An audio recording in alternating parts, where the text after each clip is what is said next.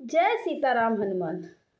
आज हम लोग चर्चा करेंगे रामचरितमानस पर। रामचरितमानस एक महान ग्रंथ है, एक दिव्य ग्रंथ है मेरी नज़र में। और जानने का प्रयास करेंगे कि क्या वास्तव में ऐसे महान ग्रंथ में क्या नारी की निंदा है या क्या दलितों का अपमान है। तो सबसे पहले तो हम आप सबको बता दें रामचरितमानस की लोग निंदा क्यों कर रहे हैं। तो निंदा इसलिए कर रहे हैं कि ताकि लोग उनसे आकर्षित हो सकें। मैंने कुछ कंटेंट बनाया हुआ है और मैंने कुछ लिखा है कि इसे समझने का प्रयास करेंगे साधारण शब्दों में, जिसे बच्चे भी आसानी से समझ सकें कि आखिर रामचरितमानस में क्या लिखा हुआ है। तो वो लोग निंदा सिर्फ इसीलिए करते हैं ताकि वो कुछ आकर्षित कर सके कुछ मुट्ठी भर लोगों को कि हाँ यही हमारे नेता हैं, यही हमारे अभिनेता है, अब से सारा वोट हमारा आपको। तो सबसे पहले हम उन सभी को धन्यवाद देंगे कि आप जैसे लोगों की वजह से हम इस कथा का, इस दिव्य ग्रंथ का हर रोज़ श्रवण कर पाते हैं और उसको सुनते हैं, उसे समझने का प्रयास करते हैं। अगर कोई गलतफहमी है तो दूर करते हैं। तो हृदय से उन सभी निंदकों का धन्यवाद जिन्होंने फिर से एक बार हमारे अंदर ये प्रेरणा डाली कि हमें फिर से रामायण जैसे ग्रंथ को पढ़ना चाहिए। तो रामचरितमानस और वाल्मीकि रामायण दोनों ही दिव्य ग्रंथ हैं। इसकी सुंदरता को, इसकी गहराई को, इसकी शिक्षाप्रद जो गहराई है उसे समझाने और समझने का प्रयास करेंगे। देखिए, अगर इसे समझना है तो आपको हम लोग हमारे साथ जय सीताराम हनुमान जरूर बोलना पड़ेगा, क्योंकि सीताराम हनुमान बोलने से ही हम इस कथा में प्रवेश कर पाएंगे। तो सबसे पहले तो हम आपको बता दें कि रामचरितमानस और वाल्मीकि रामायण में रामचरित ज़्यादा फेमस हो गई, या यूँ कहें कि हर घर घर में पाई जाती है। हमारे पास भी रामचरितमानस है, हम रोज़ इसका श्रवण करते हैं 2 पन्ने। तो रामचरितमानस ज़्यादा घर घर में पाई जाती है। उसका सीधा रीज़न सिर्फ इतना था कि रामचरितमानस जो है वो अवधी भाषा में लिखी गई है, ठीक है, जो साधारण भाषा थी और उस समय बोली जाती थी, तो आसानी से रामचरितमानस को लोग समझ पाते हैं। और जो वाल्मीकि जी की रामायण है वह संस्कृत में है। वर्तमान में वाल्मीकि जी की रामायण को संस्कृत में लिखे होने के कारण पढ़ना और समझना थोड़ा सा कठिन है। बहुत कठिन नहीं कहेंगे, क्योंकि बहुत सारे ऐसे विद्वान हमारे बीच हैं जो संस्कृत का श्रवण करते हैं। वाल्मीकि रामायण जी की रामायण में 24,000 श्लोक है, 500 वर्ग तथा 7 कांड है। रामचरितमानस में श्लोकों की संख्या 27 है, चौपाई की संख्या 4,608 है, दोहा 1,074 है, सोरठा की संख्या 207 है और 86 छंद हैं। रामचरितमानस और वाल्मीकि जी की रामायण में एक छोटा सा अंतर है जो मुझे समझ में आया, बहुत क्यूट अंतर है। आप लोग जो भी राम भक्त रामायण को पढ़े होंगे तो वो अच्छे से इस बात को समझ पा रहे होंगे कि जो वाल्मीकि जी की रामायण है उसमें राम इज़ हीरो, माने राम जी ही हीरो हैं। और जो रामचरितमानस की खूबसूरती है उसमें डेवटीज़ आर हीरो, माने उसमें जो भक्त हैं वो हीरो हैं। ऐसा बड़े खूबसूरत ढंग से बाबा गोस्वामी तुलसीदास जी ने समझाया है और बहुत ज़्यादा भावपूर्ण तरीके से पूरा अपना एक हृदय निकाल के रख दिया है। ये चीज़ मुझे बहुत अट्रैक्ट करी और मुझे बहुत खूबसूरत लगी। तो आप भी सोचिए कि लिखने वाले का भाव कितना सुंदर रहा होगा। तुलसीदास जी का इतना सौम्य भाव।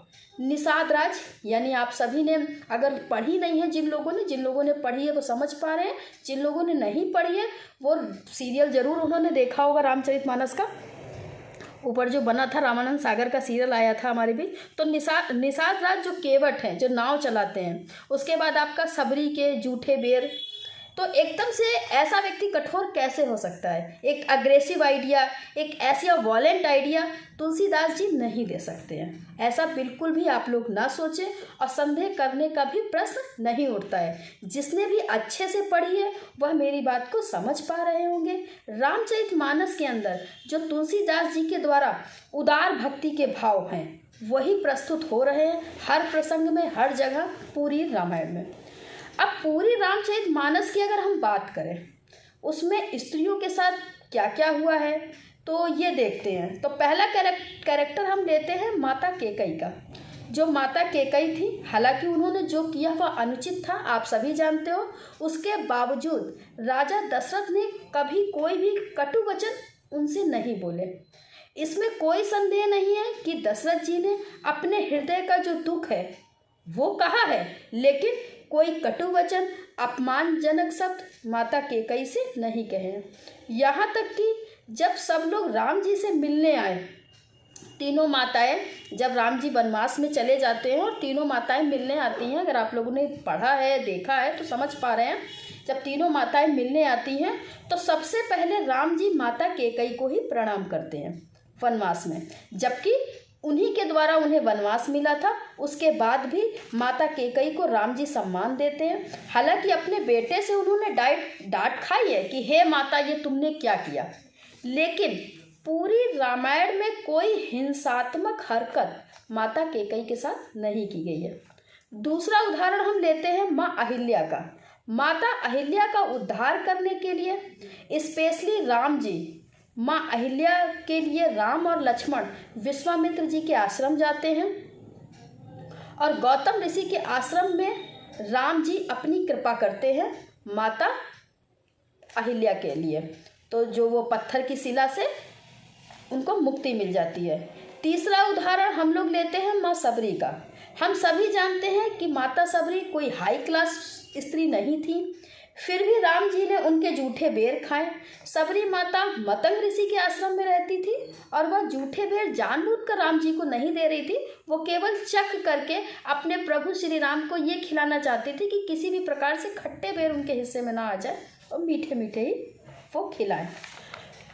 अच्छा, अब बात आती है रामायण हुई क्यों? क्योंकि स्त्री का अपमान हुआ, इसलिए रामायण लिखी गई। हालांकि माता सीता स्त्री से बहुत ऊपर है, वह तो पूजनीय है, हम सभी की वंदनीय है।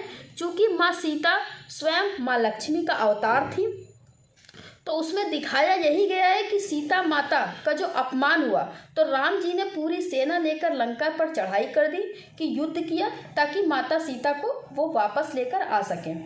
जब वाल्मीकि जी के आश्रम से लवकुश ने भी इस कहानी को सुनाया है, तो रामायण नहीं कहा है, रामायण कहा है, यानी रमा की कहानी। रमा यानी स्वयं माता सीता। अब जो श्लोक वाला वाक्य जो आजकल चल रहा है, आप लोग भी समझ रहे हो, तो वो श्लोक कहा किसने है और क्यों बोला गया है, इस पर थोड़ी चर्चा करते हैं। तो वह श्लोक समुद्र ने बोला है, समुद्र द्वारा बोला गया है।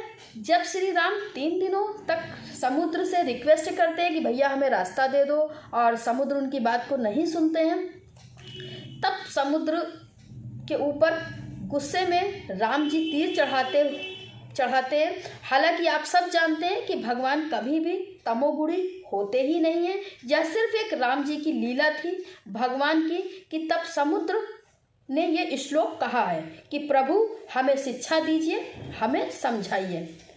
ढोल गंवार शूद्र पशु नारी सकल तारना के अधिकारी, तो दूर दूर तक इसमें पीटने का, मारने का कोई सेंस नहीं है। इसलिए पूरी जो आपका रामायण का सार है, फिर चाहे वहाँ पर मैया सीता हो, माँ सबरी हो, माता अहिल्या हो, माता केकई हो, सब जगह पर स्त्री का वास्तव में सम्मान हुआ है। इसलिए पूरी रामायण ही वहाँ पर गलत हो जाती है जब यह कहा जाता है कि पवित्र ग्रंथ में नारी का अपमान हुआ है। तो ऐसा आप लोग अपने मन से निकाल दीजिए अगर कोई व्यक्ति ऐसा सोचता है। दलितों का अपमान है, यह वही भगवान राम है। जब केवट के पास जाते हैं और उनसे रिक्वेस्ट करते हैं कि भैया हमें गंगा पार करा दो, एक बहुत अच्छा दोहा है, लेकिन हम इस वीडियो को छोटा बनाने के चक्कर में किसी भी प्रकार के दोहे को नहीं जोड़ रहे हैं, सिंपल भाषा में समझाने का प्रयास कर रहे हैं। ये किसी और वीडियो में बनाएंगे। तो जब निषाद राज से भगवान रिक्वेस्ट करते हैं, उनको बहुत अच्छे से गले लगाते हैं, और वही राम उनसे बोलते हैं कि आज से हम 4 भाई नहीं बोलेंगे, हम बोलेंगे कि हम 5 भाई हैं। अब देखा जाए तो निषाद राज जो केवट था वो कोई रॉयल पर्सनालिटी तो नहीं थे ना, तो यहाँ पर कहाँ से ऐसा होता है कि नहीं नीच वर्ग से नहीं बोलना चाहिए। ये सब केवल अपने मन का भ्रम है। उन्हीं के यहाँ से कपड़े पहनते हैं, अपनी चप्पल छोड़ते हैं, अपनी यात्रा वहीं से शुरू करते हैं। होता क्या है, यह जो रामचरितमानस है, इसको कई वक्ताओं ने अपनी अपनी भाषा में एक्सप्लेन किया है। जैसे आज हम अपना बता रहे हैं तो हमने कुछ एक चीज़ें नॉर्मल भाषा में, एक्सप्लेन वर्ड क्या है, इंग्लिश का एक वर्ड है। तो इसी तरीके हर वक्ता अपनी अपनी भाषा में रामचरितमानस को प्रमोट करते हैं।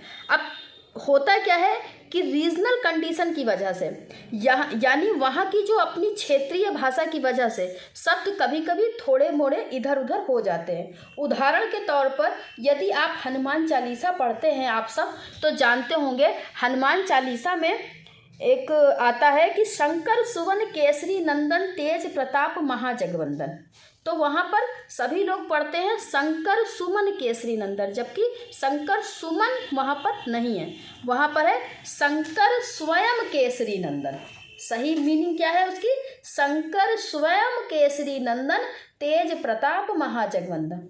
तो कोई व्यक्ति सा को शा बोलता है, कोई ऐसा शब्द जिसको कुछ लोग क्लियर नहीं बोल पाते हैं, इसकी वजह से बताना कुछ जाते हैं और हो कुछ जाता है। तो पहले से दूसरे, दूसरे से तीसरे, तीसरे से चौथे, ऐसे करते करते अर्थ का कुछ अनर्थ ही हो जाता है और करते करते जो ओरिजिनल क्या था वह क्या का क्या ही हो जाता है। तो तारण का जो मतलब है वह सीधा और सिंपल है। तारण का मतलब यहाँ पर देखकर उसका हाल समझना और उसको शिक्षा देना, बस इतना ही तारण का मतलब है। अगर आप तारण का मतलब आजकल की हिंदी डिक्शनरी में निकालेंगे तो जरूर उसमें पीटना आएगा, लेकिन अवधी भाषा में तारण का मतलब समझना और उसको शिक्षा देना है। तो रामचरितमानस में जाति सूचक कोई भी शब्द नहीं है। हर व्यक्ति जो सैलरी पाता है वह शूद्र कहलाता है, हर वह व्यक्ति जो प्रॉफिट पर जीता है वह वैश्य कहलाता है, हर वह व्यक्ति जो टैक्स पर जीता है वह क्षत्रिय कहलाता है, हर वह व्यक्ति जो चैरिटी पर जीता है यानी जो दान दक्षिणा लेता है वह ब्राह्मण कहलाता है। उसका जन्म फिर चाहे वो कहीं भी हो। तो रामचरितमानस पे कहीं से भी दूर दूर तक जाति सूचक शब्द नहीं है। और अगर किसी ने रामायण को अच्छे से पढ़ा है ग्रंथ को तो वो ये समझ पा रहे हैं। आप लोगों के पास अगर रामायण है तो जाकर के देखिए और खोलिए कि कहीं पर भी वाल्मीकि जी ने कहीं पर भी गोस्वामी तुलसीदास जी ने कहीं पर भी कॉमा का इस्तेमाल नहीं किया। तो तुलसीदास जी ने जो रामायण लिखी है इसकी स्वीकृति स्वयं रामचंद्र जी ने दी है। आप सभी ने सुना होगा, चित्रकूट के घाट पर भई संतन की भीड़, तुलसीदास चंदन घिसे तिलक करे रघुवीर। अब बात आती है ऐसे कैसे मान ले भाई, कुछ लोग बोलेंगे भाई ऐसे कैसे मान ले कि स्वीकृति दी है, कहाँ लिखा है। अगर आपको यह विश्वास नहीं है फिर तो आपका ये मुद्दा उठाना ही गलत है। जब राम जी पर ही यकीन नहीं है तो फिर क्या मुद्दा उठाना कि रामचरितमानस में क्या लिखा है, अपमान लिखा है या कुछ लिखा है। तो फिर तो कुछ सोचो ही मत। फिर तो किसी ने भाई किताब लिख दी तो लिख दी, उसमें क्या सोचना। और अगर आपको यह फेथ है कि राम जी हैं तो आपको यह भी विश्वास करना होगा कि भगवान राम ऐसा कभी नहीं कर सकते, ऐसा कभी नहीं कहेंगे कि हाँ जाओ सबको पीटो। वाह वाह तुलसीदास जी, आपने तो क्या बहुत अच्छी बात लिखी है कि बहुत पीटो सबको, निंदा करो। उसके लिए पूरी जानकारी होनी चाहिए।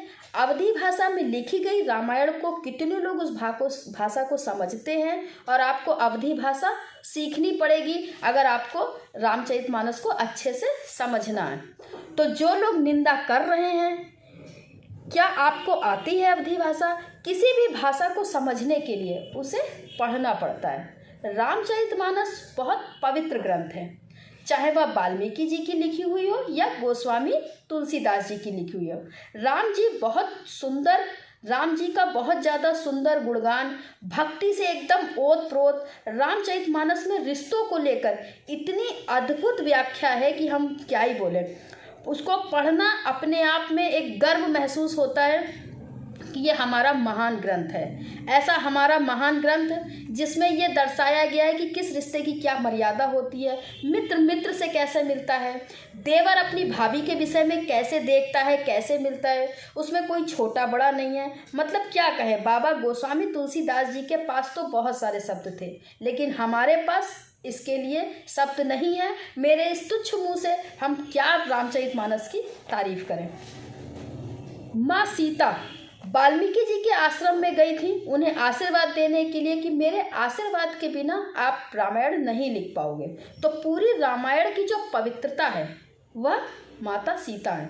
तो सीता मैया से ही अगर कोई रामायण पढ़े तो अगर रामायण स्टार्टिंग में आप पढ़ते हो तो रामायण में इंट्रोडक्शन आता है, उसमें लिखा हुआ है कि किसका क्या क्या किरदार है और राम जी की महिमा का जो सरोवर है, शुरुआत में ही लिखा है कि किसका क्या क्या किरदार है और कौन कैसे कैसे उस किरदार को निभाता है। तो राम जी की महिमा का जो पूरा सरोवर है वह सीता मैया है। तो आप खुद ही सोचो, यह सारी निंदा करने वाले लोगों के पास, जो मेरी समझ में आए, सारी निंदा करने वाले लोगों के पास कोई काम नहीं है, आधा दिन उनका पीने में बीत जाता है, फिर वे सोचते हैं कि अब हम क्या करें, तो कैसे कंट्रोवर्सी फैलाएं, कैसे हम अपने आप को फेमस करें। तो जो राम भक्त हैं उनसे हम यही कहेंगे कि आप सब अगर खुद से उसका श्रवण करें तो खुद समझ पाएंगे कि कितनी अच्छी और कितना महान ग्रंथ हमारे हाथों पे है, और हम उस निंदा पर ना जाएं।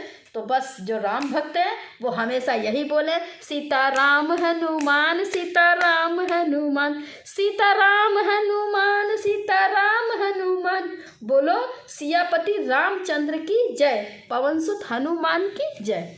तो आज हम का वीडियो यही ख़त्म करते हैं, और फिर आगे हम अगर समय होगा तो हम उसके श्लोक की भी ज़रूर व्याख्या करेंगे। तो आज के लिए जय सीताराम हनुमान।